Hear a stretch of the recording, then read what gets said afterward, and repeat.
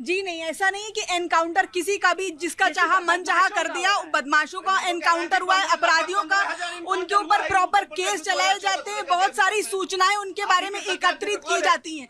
आपको कुछ भी बोलना है, आप कुछ भी बोल लेंगे, क्योंकि बात यहाँ पे हो रही है नागरिकों की सुरक्षा की, लॉ और ऑर्डर मेंटेन करने की बात हो रही है।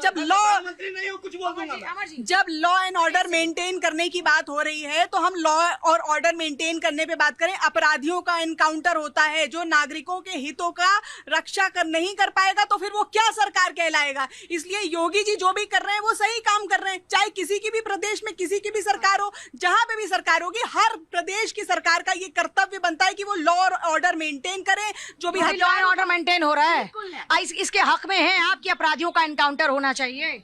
देखिए, मैं ये नहीं कहूंगी कि जो हथियार उठा उसका गोली से इलाज होना चाहिए। जी नहीं, जांच के आधार पर होना चाहिए, पूरी कानूनी प्रक्रिया का पालन करना चाहिए। मैं कभी भी नहीं कहूंगी कि बस क्योंकि मैंने कह दिया ये अपराधी है, क्योंकि हो सकता है कि हमारी कोई पर्सनल रीजंस हो। बहुत सारी राजनीतिक पार्टियों के भी बहुत सारे रीजंस होते हैं, जनता के भी बहुत सारे इश्यूज होते हैं। तो केवल कह देने से कि अपराधी इसका एनकाउंटर नहीं, पूरी कानूनी प्रक्रिया का पालन होना चाहिए। और कानूनी प्रक्रिया के आधार पर भी अगर कोई रास्ता नहीं निकलता है, फिर भी वो अपराधी नहीं पकड़ा जा रहा है, वो तरह तरीके से सरकार को परेशान कर रहा है, जनता को परेशान कर रहा है, तो एनकाउंटर होना भी ठीक है। एक सेकंड सर।